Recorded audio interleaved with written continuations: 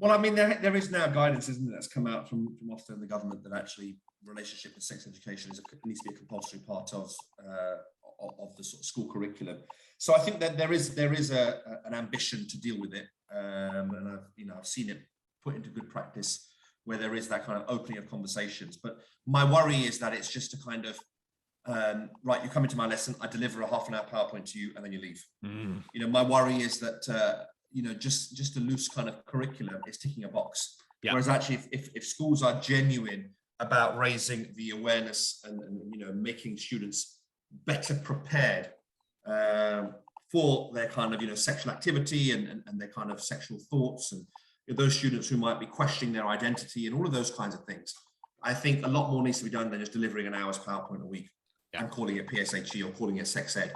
There needs to be an entire culture in a school that's created that provides students a safe space to discuss issues around sex. But there is, I guess the government is making progress on that, but I think it's painfully slow.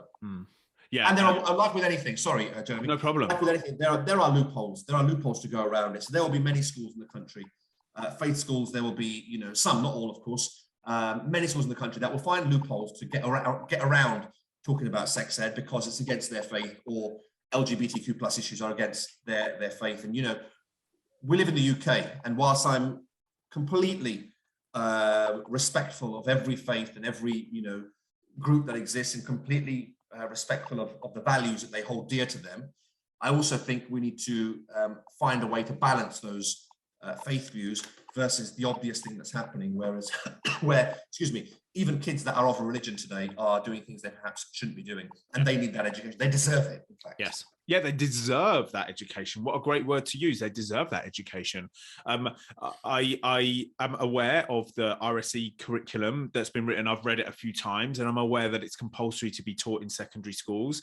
And from my point of view, with the work that I do, that is an absolute celebration, because that wasn't there when I was at school. And I believe every child should have at least some form of this discussion. And I was actually sad to see that in that RSE curriculum, there is still a line saying, if you want to opt your child out of this education, you can opt your child out of this education. No other subject can you opt your child out of.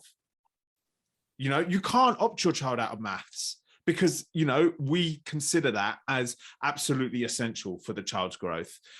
So this thing about sex, of like, every child is going to come across it, every child. So why you would want your child to be naive around that topic, I just don't know. And I get very frustrated with that.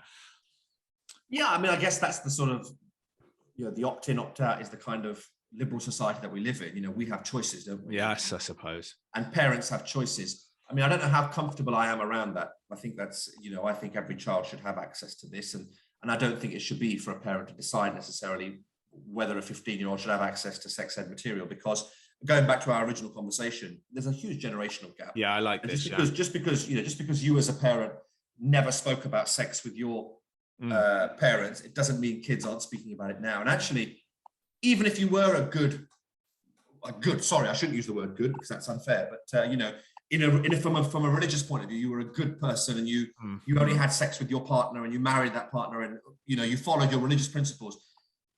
That doesn't mean it was right, and that doesn't mean that other people weren't exploring. It doesn't mean that our young people today aren't exploring. Of course they are, and why shouldn't they? Of course they should explore. But do we want them to explore without any kind of education? Do we want them to get into places where they're going to make errors, some of which can be catastrophic? Or do we want to send them out there thinking twice about any decision they might make? They might make it anyway, but at least they have that in the back of their mind that, I learned about this, and am I doing the right thing here? This, am I having protected sex? Is it sensible now to have unprotected sex with this person? All those things that you might be talking about. And I guess the parents that opt out are those parents that are either from a religion, Orthodox faith of whatever faith, and it's sort of against their religious principles, or they are scared of something. They're scared that if their children hear about it, they'll go out there and do it. It's so weird, isn't it? It's this idea that if you talk about being gay, you suddenly your children will become gay, and it's just, oh my God. And they back it up, don't they? They back it up with, well, why are there so many more gay people today than there were 50 years ago? And you think, Jesus, it's because they feel safe today to be who they are. Whereas 50 years ago, your friends and your family were gay, but they were forced to get married. Yeah. You know, they couldn't get married. You just think that narrative is shifting. That narrative is shifting. The brutal truth is partly is because people are dying, and that generation is dying. Yes. You know, and that's why it's shifting. But the other thing is, you know, people who are older are willing to listen a bit more now. They are opening their eyes a bit more. That they are understanding. And you know, it's so one. I mean, I say that, you know, we live in the greatest country in the world, and I honestly believe that, because we are so respectful of everybody's sort of beliefs and values, but at the same time, we are wonderfully progressive. You know, wonderfully progressive, and we push forward agendas that really make everybody in this country feel safe. And I'm not saying we're there. We've got a long way to go with certain communities, but the fact is we have open dialogue, and we're not afraid to, you know, I've sworn once already, I'll swear again. You know, we're not afraid to piss people off.